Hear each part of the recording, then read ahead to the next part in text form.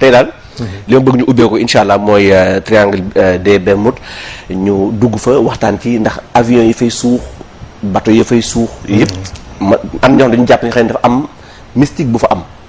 moo waral loolu am na lu fa nekk loo xam ni. parce que man vidéo yi ma ciy gis sax dañuy wane ay genre kanam yoo xam ne doo xam lu mu doon nekk ci biir.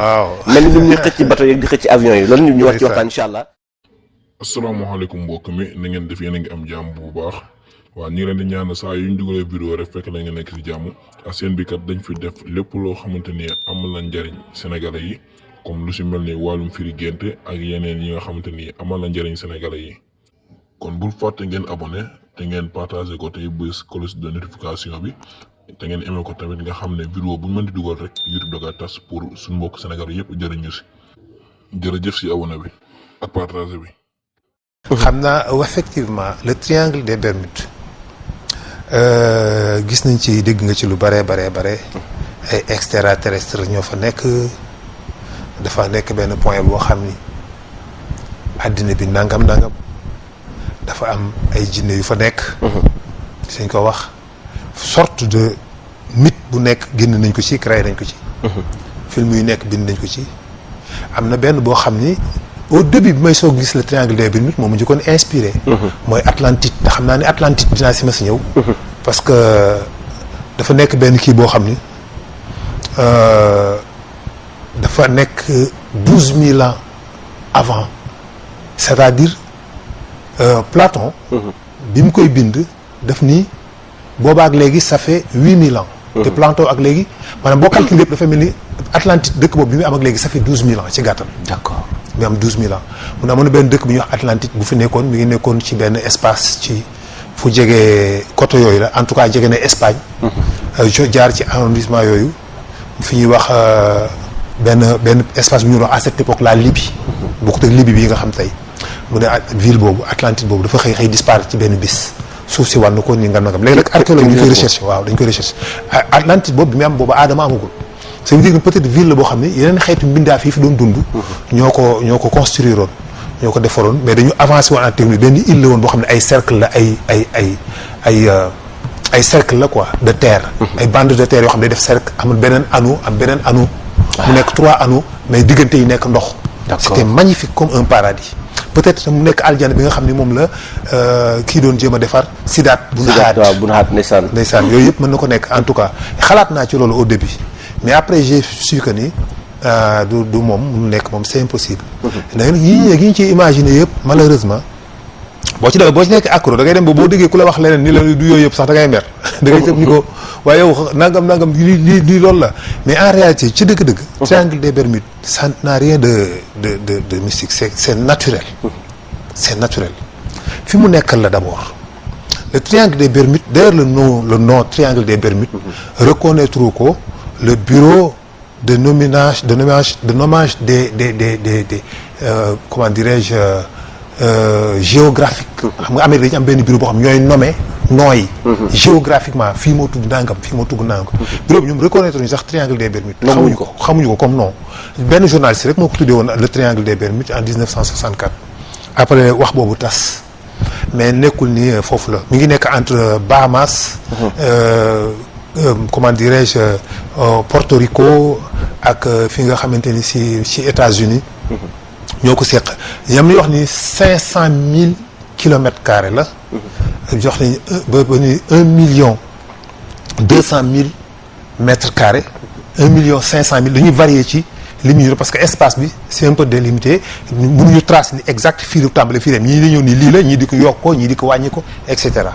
donc mënaguñu wax ni exactement le triangle des Bermudes du début à la fin boo xam ne ñëpp ci d'accord mu nekk benn consensus boo xam ne ñëpp d'accord nit ñi lii mooy le triangle des Bermudes fii la tàmbalee ba fii la yem mais c'est la route de Bimini en tout cas entre Bahamas Floride ak Porto Rico donc espace yooyu la nekk quoi. le triangle des Bermudes c'est juste que dafa am nag benn particularité yu extraordinaire yu fa daje. yoo xam ne moo tax catastrophe yooyu di fa am nekkul foo xam ne kenn jaaru foofu avion jaar xam nañu naan la avion bu fa jaar. damay dégg yenn saa damay dégg ñuy wax loolu. ñuy def ay vidéo avion bu fa jaar daanu bateau bu fa jaar suuf non triangle des Bermudes bateau yaa ngi fay jaar nii guddeeg bëccëg. avion yaa ngi koy taal tout le temps. te dara du xew. dara du xew.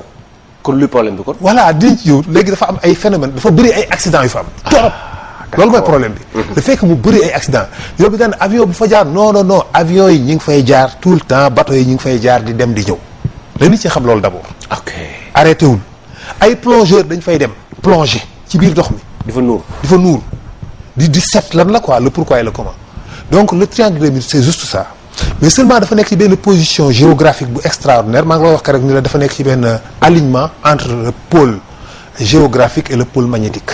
parce qu'en réalité mi ngi nekk ci le tropique du Cancer. le tropique du Cancer autour du globe dafa am l'équateur am benn partie bu féete kaw mooy le tropique du Cancer moo féete l'équateur au nord moo nekk le nord de l'équateur. le tropique du Capricorne moo nekk au sud de l'équateur.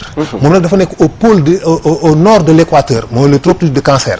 foofu dafa nekk zone bu doy waar le tropique ça veut dire que ni le tropique du Cancer veut dire que mooy moment bi nga xamante ni si le soleil est dans la constellation du Cancer. quand je dis que le soleil est dans la constellation du Cancer ça ne veut pas dire que jant bi dafay dem dugg fa mais c'est les zodiaques mooy moment bi nga xam ne suuf si mi ngi tourner autour du soleil. dafa am benn position boo xam ne au zénith dafa am benn alignement entre la planète Terre le soleil et la constellation du Cancer.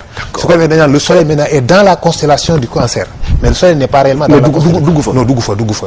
c'est ci bët lay doon nii ni koy gisee loolu la ñuy tuddee les comment dirais-je les tropiques du Cancer et les tropiques du Capricorne.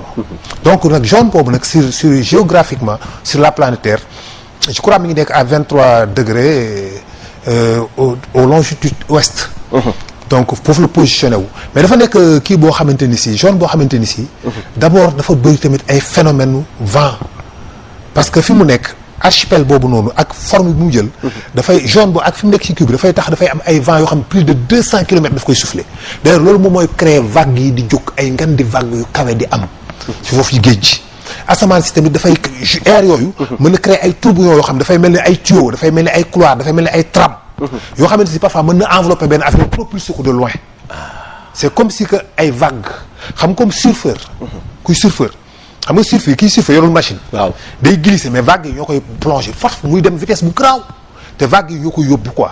c'est-à-dire noonu lay def moom tamit ci kaw jaww ji mën na créer ay tourbillons yoo xamante ni si dafay propulser avion bi génne ko ci espace boobu parce que am na avion yoo xam ne dañu fa dugg jékki-jékki benn enveloppé leen rek jékki-jékki avion bi day génn rek nekk foo xam ni carburant wu avion bi waru fa mën a egg. maanaam avion bu bëggoon dem foofu normalement dana jeex am na lu ko yóbbu quoi am na lu ko yóbbu lu ñu xamul lan la yooyu yëpp dañu koy tuddee ay mystère la donc dafay am ay vagues yu doy waar yu fay am depuis l'antiquité avec navires yi yàgg nañ ko di traverser actuellement pour nga jaar fa rek dafa am ay types de bateaux yoo xamante ni si ñoo ko mën a supporter yoo xamante ni si ñoo mën a supporter maanaam kii yi am foofu mouvement bi am foofu mais aussi également dafa am benn montagne de 4000 mètres de hauteur ci biir triangle des Bermudes. la ilaha illallah. 4 kilomètres maanaam montagne boo xam ne 4 kilomètres la ay bancs de sable lay créé yoo xamante ni si navire mën na ko laal mu daaneel ko. et puis corniche yi foofu ak suuf si géej gi ni muy tourmenté dafay ni muy wëndeeloo. ndax forme bi mu jël parce que forme triangle boobu noonu dafay créer benn ay mouvement yoo xam ni dafay. mel luy bax. day mel luy bax day mel day urée. wayax voilà ngoog ba pare dafa xóot. dafa am ay points yu gën a baax dem na ba 8000 mètres c'est-à-dire 8 kilomètres ci suuf ci biir suuf moo tax foofu lu fa disparaître mën nañu ko bañ a gisati. waaw dëgg 8 kilomètres de profondeur. dem na ko am na côté yoo xam ne dem na ay 6 kilomètres plus 7 kilomètres am na foofu bu egg ba 8 kilomètres ngay egg pour egg ci fond bi ci suuf sa am montagne yu 4 kilomètres de hauteur boo xam ne mën na ko laal. aussi dafa am ay gaz de méthane. ay gaz de méthane yoo xam ne dafay remonter à la surface sur le triangle bi yoo tamit mën na provoquer ay corrosion ay problèmes si bateau yoo xam ne mën na fa indi ay yoo xam ne mën na créer ci bateau bi ay brèche wala mu indi ay yàqu-yàqu en tout cas. parce que gaz de méthane yooyu ce qui veut dire que ni y a quelque chose nit yi fay dem ak wala sax même bu amul benn comment dirais-je benn jugement wu gaz de méthane bu fa nekk peut-être buy génnee foofu gaz bi waaye ilaa mu nekk déchets yi fay dem nit ñi fay des ak yeneen ay yéreeg ay bagages yi bateau yu fay couler yooyu yëpp dafay dégager benn gaz de méthane aussi yooyu yëpp bu ko defee mën na nekk tamit yoo xamante dafay provoquer ay problèmes yoo xamante si mën a tax nit ñi jaxasoo ci mais dans la réalité le triangle des Bermudes du ay jinne du ay malaaka du ne reer c'est que la planète Terre est comme ça yàlla daf ko bindee noo xamante dafa bëri ay places yoo xam ne dafay yéeme day am ay yu doy waar yoo xam ne mënuñu ko comprendre ñu doomu aadama nag ñun d'habitude lu ñu mënul comprendre rek dañ koy tuumaal jinne yeeg extraterrestre yeeg bu dee ñun africains yi ñu ne non ay jinne lañ ay jinne fa nekk bu dee tubaab bi daan ne ay extraterrestre la fa nekk ñun ñoo bokk même kii boobu chaque jour mais suñu différence mooy ñun dañ naan jinne ñoom ñu ne extraterrestre li ngay gis li mag ñi daan gis ci àll bi daan ni gis naa jinne moom la tubaab yi di gis ci àll bi ni gis nañu extraterrestre ñoom bu ñu ko gisee loolu la ñuy wax quoi dañ naan benn extraterrestre lañu gis fii ci àll bi yi nga daan dégg ñu ne diw ay jinne ko fëkk yóbbu ko noonu ngay dégg ñu ne diw ay extraterrestre ñoo ko enlevé yóbbu ko tubaab yi ñoom loolu la ñuy wax ñun dañ naan diw ay jinne ko jël yóbbu ko mu def fa nangami at ñëw am xam-xam tubaab yi da ngay gis ñoo xam ñu toog di témoin ñu naan extraterrestre leen fëkkoon yóbboon leen ñoom dañoo nañ ci seen dëkk yi nangam donc doo xam ban la ci est-ce que c'est des extraterrestres ou des djinns en tout cas j'en sais rien mais en tout cas am na ay mystères yu fi nekk ci àddina bi am na ay doy waar yoo xam ne mënuñu ko xam ci waatu ay jinne ak ay leneen ak leneen peut-être am na ay mbindeef yuy dund sur d'autres planètes yu fiy ñëw am na ay mbindeef yuy dund sur d'autres planètes c'est évident mais est-ce que dañuy ñëw sur la planète Terre di dem j'en sais rien mais c'est fort possible lu mën a nekk la am na mbindeef yuy dund ci ko suuf yu am capacité voyager dans l'espace ça aussi lu am la lu mér la mais nag on n'en sait rien amuñu ci peut-être certitude ak xaqul yaqin mais ala kulli xaal le triangle des Bermudes Hadji Ndiaga c'est juste ça ce n'est rien de extraordinaire. macha allah kon nag yaakaar naa ni ñi ci bëggoon ak leerlu defe naa ni lii moom amatul lu koy gën a leeral